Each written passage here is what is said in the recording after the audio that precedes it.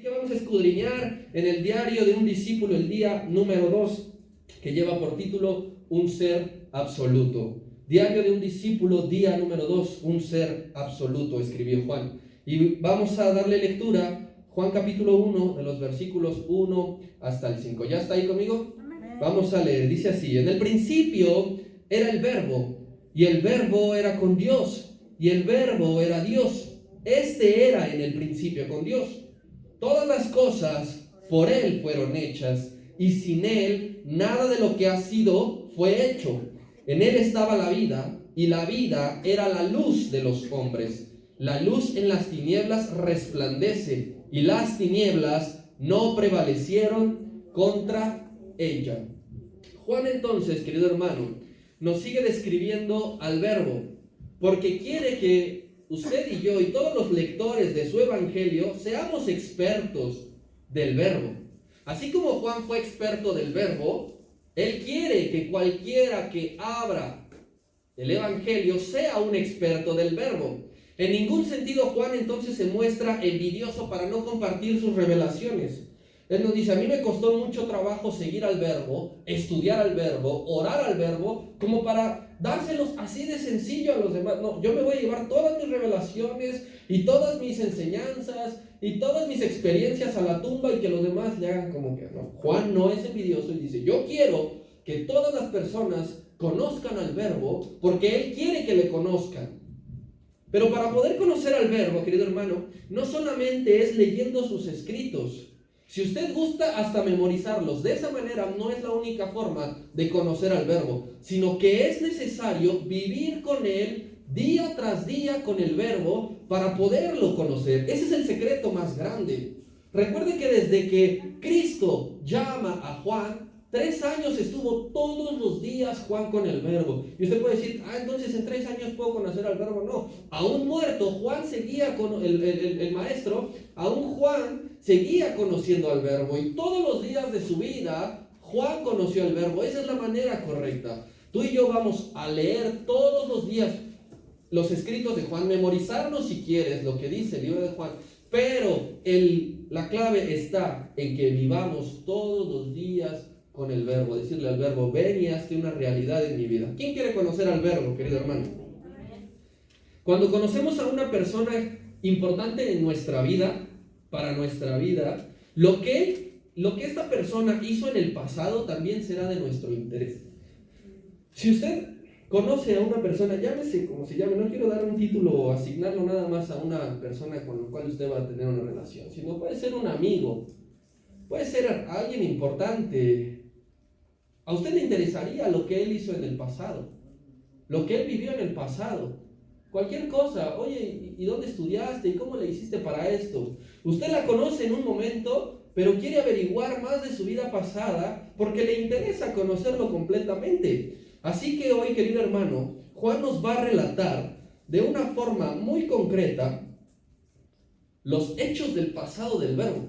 Porque esto que nosotros acabamos de leer, usted puede checar que ocupa verbos en pasado: estaba, era. Y no quiere decir que porque hoy día ya no está haciendo así, sino él está diciendo desde el principio el verbo era así, él estaba así, él había pasado todo esto, porque él quiere que conozcamos al verbo de su pasado, de todo lo que él ha hecho. Porque nosotros no hemos estado en la historia completa, pero el verbo ya seguía actuando. Y es importante que conozcamos los hechos que ha hecho el verbo desde el pasado, para poder ser expertos de él. Por eso es que Juan, querido hermano, tiene una frase o hace algo, un resumen concreto, porque esos hechos del pasado siguen teniendo poder en el presente y siguen teniendo poder para el futuro. Lo que el verbo ya hizo sigue actuando hoy día. Así que Juan dice de otra manera, con otras palabras: todo lo que tú puedes ver con tus ojos, todo lo que tú puedes escuchar con tus oídos, todo lo que tú puedes sentir con tus manos, lo hizo el verbo. Absolutamente todo. Nosotros nacimos, querido hermano, hace 29 años, usted no sé cuántos, y nacimos y ya estaba todo hecho. ¿Cómo fue todo hecho? Eso es lo que Juan nos está diciendo. Cuando tú naciste, cuando tú tomaste conciencia, cuando tú conociste al verbo, el verbo ya había actuado. El Verbo ya había hecho grandes cosas. Juan, querido hermano, conecta mucho a Jesús con la creación. Lo relaciona demasiado. Y esto es de gran utilidad para nosotros hoy en día, nosotros los creyentes del cristianismo, para que podamos combatir las ideas del mundo, para que podamos combatir las ideas de la ciencia, para que podamos combatir las ideas de la educación, para que podamos, querido hermano, saber qué sucedió con respecto al origen de todas las cosas. ¿A usted le interesa saber eso? El Verbo nos va a dar la respuesta. El mundo en el que vivimos hoy día, querido hermano, divorcia totalmente a Dios con la creación de todas las cosas. El mundo dice, todo fue hecho de cierta manera, de alguna manera, menos por Dios. Todo lo que usted va a escuchar, teorías, autores, metodologías, todo apunta a que sucedió de una u otra manera, menos por Dios. Y eso es lo que nosotros tenemos que seguir manteniendo como creyentes del Verbo, que por algo inició todo, desde un principio inició todo, pero el Verbo es la razón de todo. El Verbo, querido hermano, tiene injerencia en todos los temas. Si usted es un experto escudriñador de la palabra de Dios, si ya ha leído constantemente la palabra de Dios desde Génesis a Apocalipsis, se dará cuenta que la Biblia abarca absolutamente todos los temas que puede existir. No hay un solo tema en el que usted dice, es que la Biblia no dice nada al respecto de esto. Es que ya leí la Biblia y no encuentro cómo aprender más o qué decir cuando hablamos de tecnología, cuando hablamos de ciencia, cuando hablamos de crisis, cuando hablamos de enfermedades, cuando hablamos de problemas.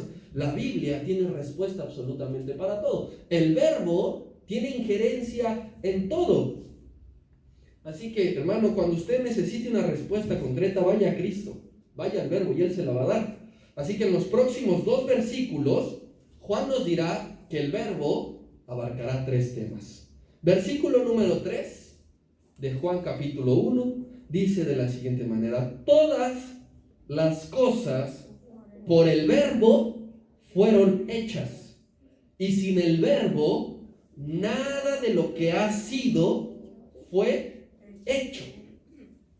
La doctrina de Juan, querido hermano, es la que aprendió del Verbo, es la que le fue mostrada por el Verbo, y es la misma que debemos de seguir todos los cristianos. Es la misma, no importando en qué país esté, en qué época de la historia estemos, no importa.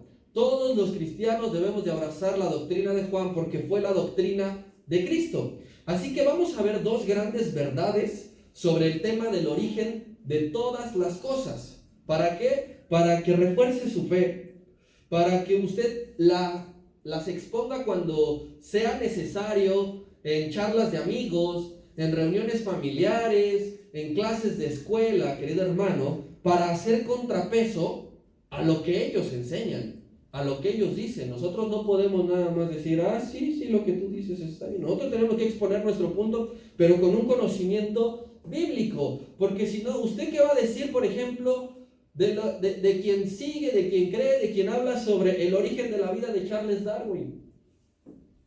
Porque ese hombre escribió esa teoría y ese libro de cómo empezó todo. ¿Qué va a decir usted acerca del origen del universo en teorías como el Big Bang? ¿Qué va a decir por una de las últimas teorías del multiverso?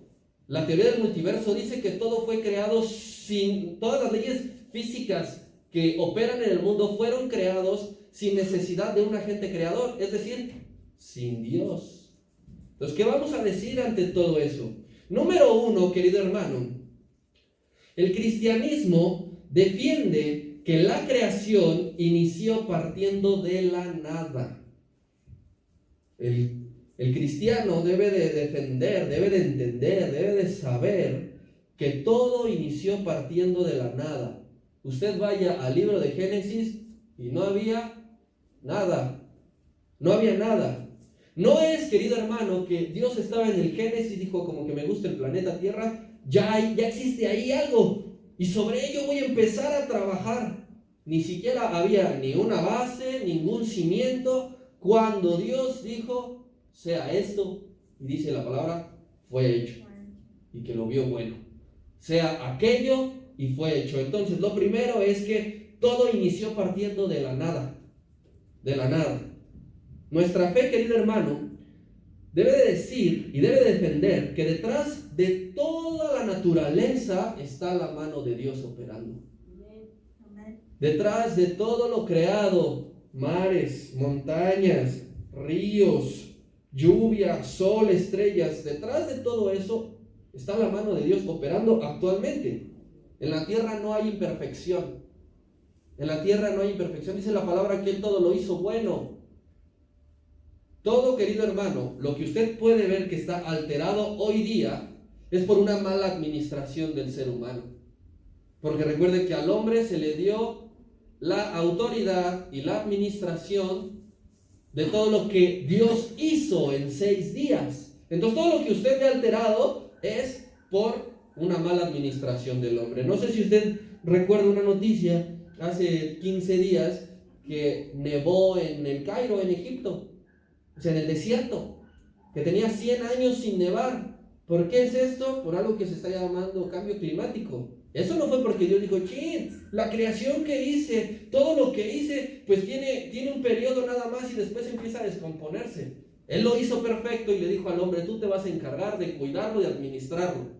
Y como lo ha hecho mal, lo hemos hecho mal, tiene unas consecuencias. Todos los daños, querido hermano, son por inventos de la humanidad. ¿Dónde cree usted que hacen pruebas de las bombas atómicas para las guerras? En los mares. Ahí donde hay puntos ciegos, donde no hay mucha población, ahí avientan sus bombas. Y eso trae una alteración. Entonces, Juan nos está diciendo, todo el origen de las cosas fue por el verbo. El instrumento, querido hermano, para dar inicio a la creación fue el verbo, fue la palabra. Nada hubiese surgido si Dios no dice, sea la lumbrera mayor. Ahí está el verbo operando, ahí se está personificando. A tal grado, querido hermano, fue la participación del verbo en la creación, en el origen de todas las cosas, que dice Juan, sin el verbo, nada existiría. Si Dios no hubiese ocupado al verbo, nosotros estaríamos sin existir. No habría absolutamente nada. Pero dice, todo empezó del verbo para acá. No hay un antes del verbo. Es el verbo y partimos.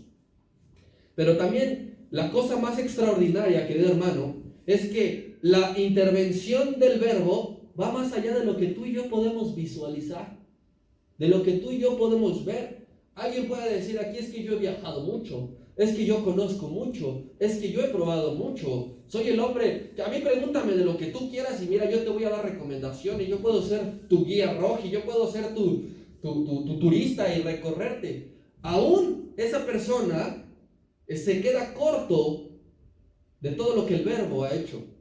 Hay cosas que el verbo hizo y no conocemos ni hemos visto. Y no hablo de cosas físicas, hablo de cosas celestiales, hablo de cosas espirituales. Entonces, el verbo no nada más hizo lo físico, también hizo lo intangible. Y eso todavía es más poderoso. Amén. Colosenses, vayamos a la carta a los Colosenses capítulo 1. Porque en él, Pablo también está hablando del verbo, porque en él fueron creadas todas las cosas están dentro del verbo. Las que hay en los cielos, las cuales no conocemos ni hemos visto, y las que hay en la tierra. Y dice, y por si te queda alguna duda, las que son visibles y las que son invisibles, llámese como se llame, tronos, dominios, principados, potestades, y vea lo que es estar en unión con el Espíritu Santo. Juan y Pablo dicen, todo fue creado por medio del verbo y para el verbo. Entonces, lo primero que debemos de tener claro los cristianos en cuanto al origen de todas las cosas es, querido cristiano, que debemos de defender que todo se creó a partir de la nada. No fue ni una explosión cósmica, ¿sí? No fue ningún otro agente superior. Todo empezó por el verbo a partir de la nada. Y lo número 2 que debemos defender y tener claro, querido hermano, es que este mundo, el cual habitamos, le pertenece a Dios. Totalmente este mundo le pertenece a Dios. Y mire, aunque es el propio Cristo, estando aquí en la tierra, el propio Cristo mismo, quien acreditó a Satanás como el príncipe de este mundo. ¿Sí? Recuerden que el maestro dijo, por aquí anda, yo ya no debo de seguir hablando. Él es el príncipe de este mundo, él dijo. Pero eso no significa que le pertenezca ni que sea suyo. Dice que solamente tiene autoridad momentánea, dominio momentáneo, pero no es suyo. El mundo le pertenece a Dios. ¿Sí? También lejos, querido hermano, de todo lo que sucede en el mundo como la violencia y que nada tiene que ver con Dios, eso no quiere decir que Jehová no sea el dueño absoluto. Nosotros vemos, hay violencia, hay escasez, hay peleas, hay guerras. Está a punto de desatarse un conflicto bélico entre Ucrania y Rusia. Y nosotros podemos decir, pero no, Dios es el dueño del universo. Claro que es el dueño de la tierra. Claro que le pertenece este mundo. Pero en esos momentos está operando un espíritu que es el de Satanás, el del diablo. Pero eso no quiere decir que no le pertenece a Dios. Así que usted y yo tenemos que defender. Este mundo es de Dios porque Él lo hizo. Porque a Él le costó ingeniárselas, ser creativo, decir cómo vamos a separar primero la tierra del mar. Vamos a crear el sol para el día, la luna para la noche. Vamos a crear hierba. Vamos a crear animales de todo tipo. Y no puede venir Satanás y decir, por más que controle las mentes de los poderosos, que es suyo. No. Vean lo que nos enseña el salmista en el capítulo 24, Salmo 24. Dice David, de Jehová es la tierra y su plenitud, el mundo y los que en él habitamos. Usted y yo tenemos un dueño y es Dios. Alguien nos hizo a usted y a mí. Y no fueron sus papás, perdóneme. Quien nos hizo fue el Verbo. Quien nos creó y nos esculpió con sus manos preciosas fue el Verbo.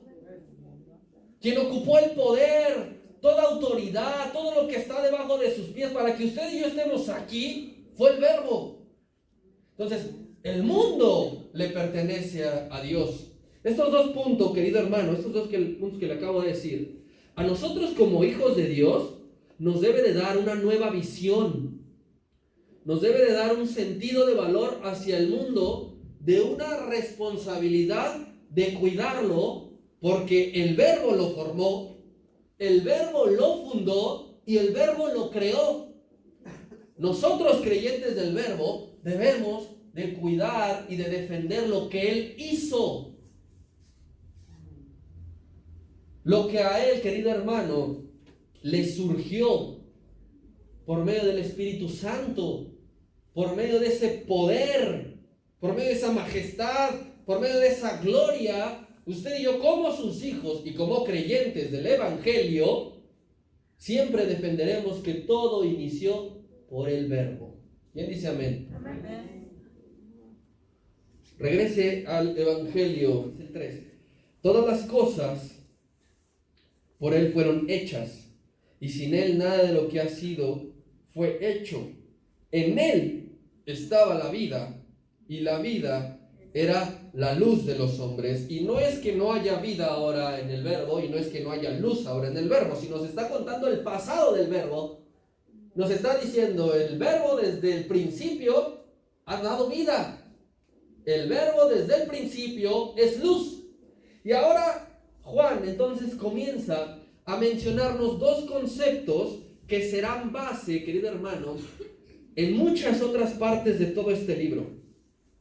Así que nosotros, conforme vayamos avanzando, usted que lo lea por aparte, se dará cuenta que estos dos conceptos de vida y luz están muy seguidos aquí. ¿En relación a quién? En figuras con quién, con el Verbo. Entonces, el Verbo es igual a vida, el Verbo es igual a luz. ¿Qué es lo que nos está diciendo Juan? Desde el principio el Verbo da vida. Desde el principio el Verbo da luz. Así que iniciemos con el primero. Dice vida, el versículo 4. En Él estaba la vida. ¿Qué es la vida? Sencillo, contrario a la muerte.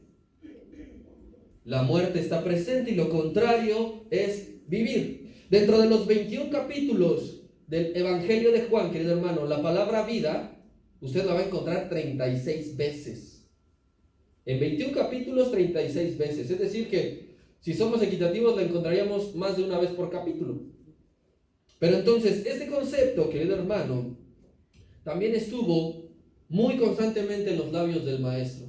No solamente Juan lo entendió como vida, que él da vida, sino el propio Verbo anunciaba y decía que él era la vida. Y va más allá, esa palabra vida va más allá del simple hecho de existir. Existir es una cosa. La vida que da el Verbo es realmente lo importante. Hay personas que no conocen a Dios, que no creen en Él, pero existen, hablan, se mueven, las vemos, las tocamos, pero no tienen vida.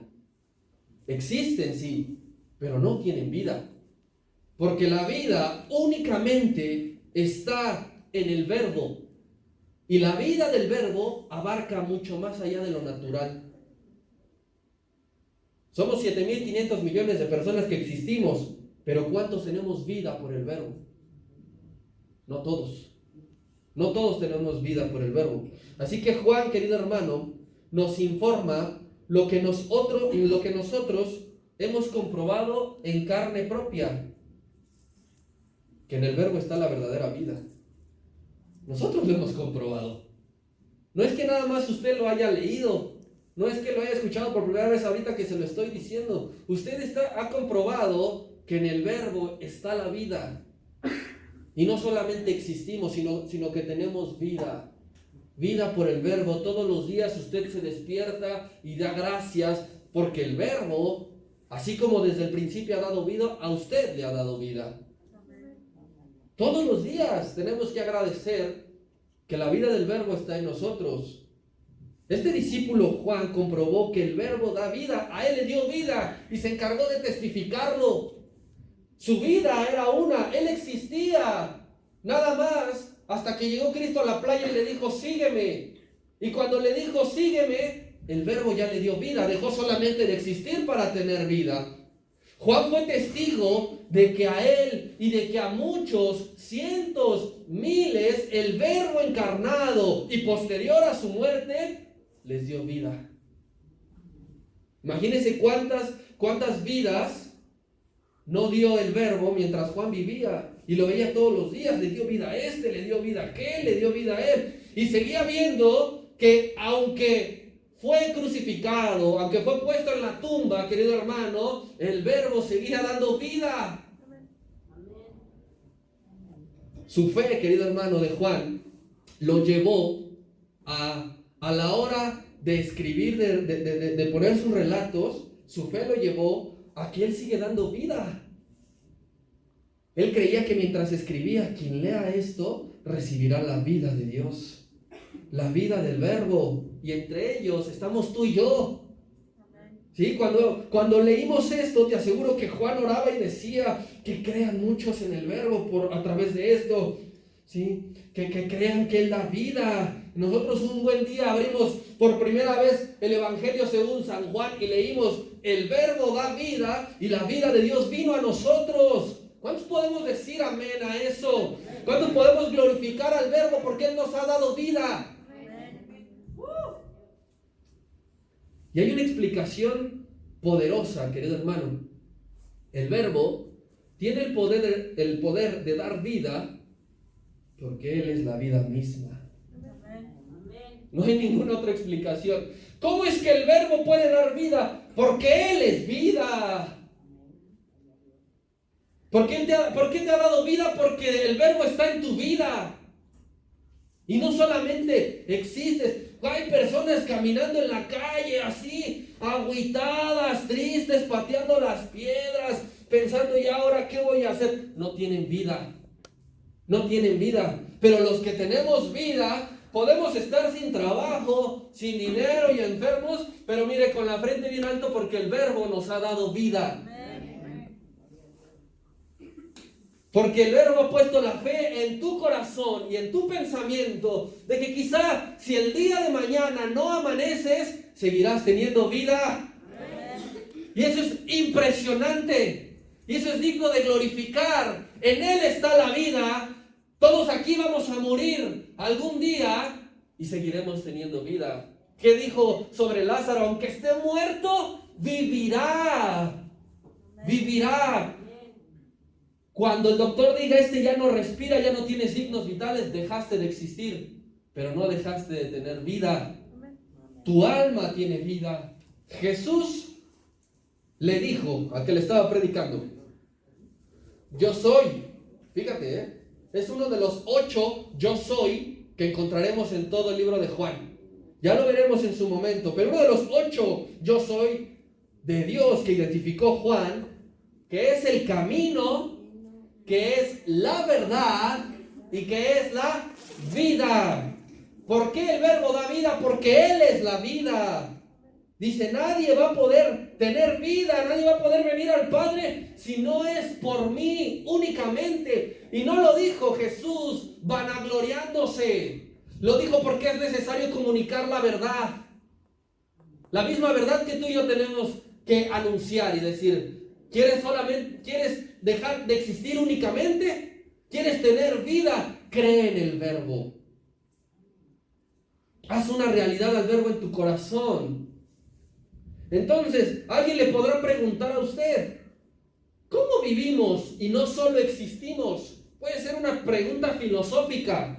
Existir y vivir no es lo mismo. En el cristianismo existir y vivir no es lo mismo. Entonces, ¿cómo podemos no solo existir, sino vivir? La única forma, querido hermano, es creyendo en el bendito nombre del verbo. Aquí no hay, todas las religiones conducen a Dios. La única manera de tener vida es creer en el verbo. La palabra creer, querido hermano, relacionada en Cristo, no hablamos de creer que Dios lo puede hacer, sino creer en el verbo. Esa palabra aparece 70 veces en todo el Evangelio de Juan. Porque Juan nos está recalcando, ¿quieres tener vida? Más adelante nos dirá, ¿quieres tener luz? Cree en el verbo. No hay otra forma.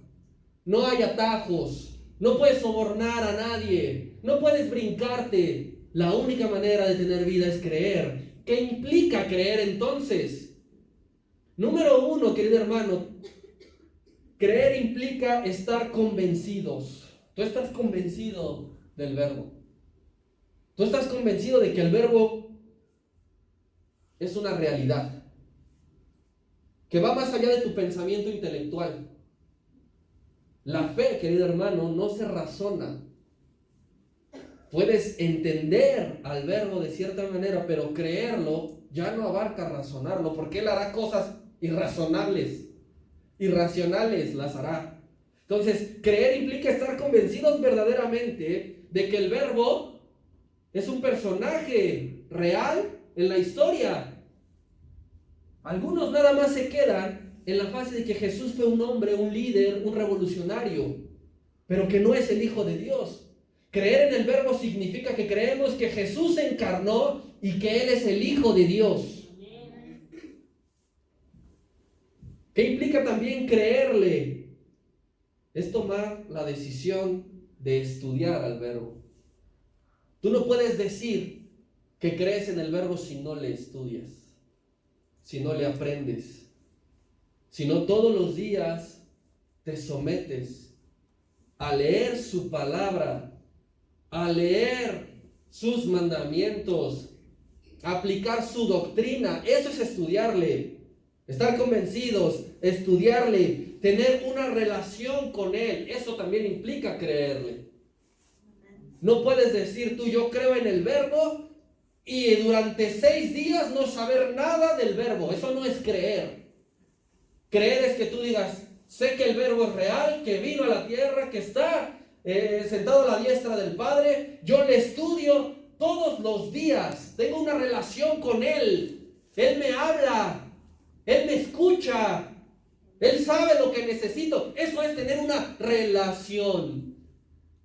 Yo le invito a que usted inicie una relación o tenga una relación con alguien sin hablarse durante un mes. Eso pasaba en la primaria, ¿no? Usted le mandaba a decir con su amiguito, oye, dile que si quiere ser mi novio, y ahí va uno, oye, que si quiere ser la novia, sí, y lo veías en el recreo y ni le hablabas. Eso no es conocer ni creer, pero aquí no es así, no aplicamos eso. Usted dice, yo creo en el verbo, usted le dice a la gente, yo creo en el verbo, yo conozco al verbo, yo vivo con el verbo vive en mí porque me ha dado vida. ¿Qué más implica creer? Servirle todos los días.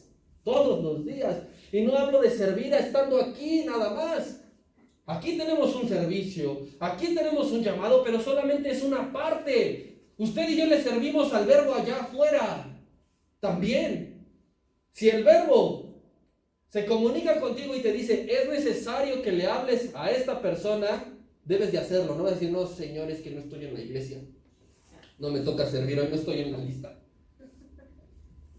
Creer en el verbo implica servirle todos los días de nuestra vida. Creer en el verbo también que implica aceptar sus propósitos sin sentirme obligado. Yo lo tengo que hacer porque me dicen que esto dice, que a él le agrada eso, nada más por eso me dice. Creer en el verbo dice, yo acepto tu voluntad y lo hago con amor. Y lo hago sabiendo que tu voluntad es buena, agradable y perfecta. Solamente así, querido hermano, la gente dejará de existir para poder vivir. Solamente así. Conociéndole, estudiándole, teniendo una relación con Él, sirviéndole. ¿Cuánto haces tú de todo esto? ¿Aceptas su voluntad sin refunfuñar? ¿Le sirves fuera de la iglesia? ¿Tienes una relación con Él? ¿Le estudias todos los días? ¿Estás convencido de que el verbo se hizo carne y que es hijo de Dios? No me contestes. Tú analízalo, porque si te falta una de esas cosas, entonces no estás creyendo completamente en el verbo. Y para tener vida hay que creer al 100%. No sirve un 99%. No sirve un 99%. Yo te doy una clave. Duda de alguien un 1% y ya valió. Voy a decir, bueno, le creo el 99%. Y ese 1% ya está la duda ahí carcomiendo, ¿ah?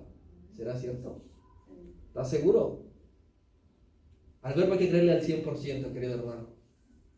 Y entonces solamente así creyendo tendremos vida.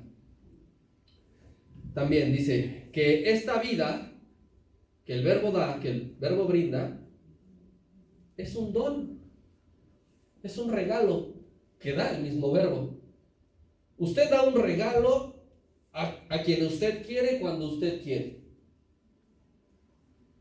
Así se nacen los regalos verdaderamente. El verbo da su vida como dádiva, como regalo.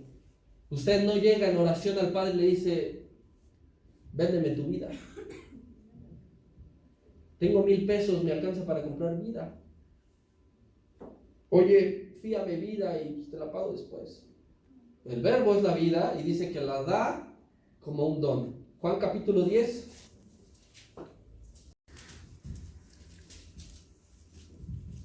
Versículo 28.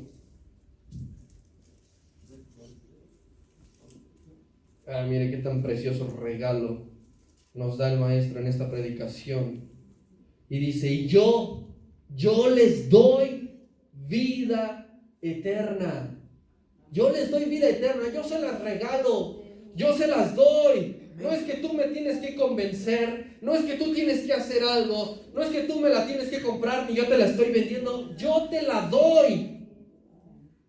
Y no perecerás jamás, ni nadie podrá arrebatarte de mi mano. Cuando tienes vida del verbo, nadie te la puede quitar. La existencia, cualquier irresponsable te la puede quitar. Sales caminando por la calle, pasa un auto a toda velocidad, te atropella y dejaste de existir. Se sube un loco al camión a quitarte tus pertenencias, se pone nervioso, se le escapa un tiro y te quitó tu existencia. Pero la vida del verbo, nadie te la puede quitar. ¿Y cómo me puedes decir eso si me estoy muriendo de cáncer? La vida del Verbo va más allá de cualquier otra cosa. Es que mi hijo está sufriendo en el hospital por nacer prematuro. La vida del Verbo va más allá de lo que te puede decir un doctor. La vida del Verbo va más allá de lo que te puede decir un psicólogo. La vida del Verbo va mucho más allá de lo que te puede decir tu familia. Nadie te arrebatará lo que el don de Dios ha dado por medio del Verbo. Nadie. Ese entonces, querido hermano, es un regocijo, es un motivo de regocijo diario. Si tú despiertas y dices, ay, es que ahora sí está bien difícil, no tengo nada de por qué alegrarme, no tengo nada, ya todo está bien difícil. No, piensa en que te ha dado vida. Piensa en que te ha dado vida y vas a ver cómo tu corazón se regocija. Piensa que no solamente existes. Piensa que no solamente es efímera tu estadía en este mundo, como tantos que les preguntas, oye, ¿y qué hay después de la muerte? No sé, yo me la voy a pasar bien 70 años y lo demás no me importa. No pienses así, sino piensa que la vida del Verbo, que emana propiamente de Él y que brinda por creer en su nombre, nos ha cambiado para siempre. Nos ha cambiado para siempre la vida del Verbo. A lo mejor y lo habías olvidado y en esta noche yo vengo a recordártelo. O a lo mejor ya lo sabías y vas a estar de acuerdo conmigo que a partir de que el Verbo nos ha dado vida, nuestra vida es diferente. Ya no vivimos igual, ya no debemos vivir igual, ya no tenemos por qué vivir igual. Ahora vivimos de una manera distinta porque el Verbo está dentro de nosotros. Muchas personas, querido hermano, desean un estilo de vida. Usted pregúntele, ¿cuál es tu vida ideal? Y uno se va a decir, tener dinero, mucho, ser millonario, tener 3 casas así muy grandotas, nunca sufrir y no pasar momentos tristes, que nadie se muera, que no me enferme. Ellos te van a decir que ese es el estilo de vida. Pero los creyentes del Verbo como tú y yo, ¿sí?, anhelamos el gozo interminable, la paz que sobrepasa todo entendimiento, el amor sin conveniencia, por medio de la vida que Él te ha dado. Por medio de la vida que Él te ha dado. A lo mejor y nunca vas a tener miles de pesos guardados en el banco. A lo mejor nunca. A lo mejor no vas a saber lo que es eso, porque hoy día la cultura del ahorro ya es un mito, querido hermano. Antes las personas sabían lo que era el ahorro, sabían lo que era tener un guardadito, un colchón. Hoy está difícil. A lo mejor nunca vamos a saber lo que es eso, pero sí vas a saber lo que es la vida del Verbo. Y que nadie te cuente lo que es la vida del Verbo. Tú vive la vida del Verbo y contagia a otros. Cuéntaselo a otros y no que vengan y te lo cuenten a ti. Nuestra adoración está viva. Porque no adoramos como nosotros queremos, porque no adoramos como nosotros entendemos. Adoramos como el Verbo nos ha enseñado, como el Verbo ha sembrado en nuestro corazón, como el Verbo nos ha impulsado. Tú vienes aquí con un corazón agradecido y sabes porque el Verbo ha actuado en tu vida grandemente en este día. Ya no te estoy diciendo, recuerda las grandes cosas que el Verbo hizo en el pasado. Simplemente hoy, y venimos aquí con una adoración viva. Venimos agradecidos, querido hermano, porque no solo existimos, sino que vivimos, sino que estamos y que nos aguarda algo grande que la existencia no lo abarca, pero la vida de Dios sí. Así que ahí cierra tus ojos.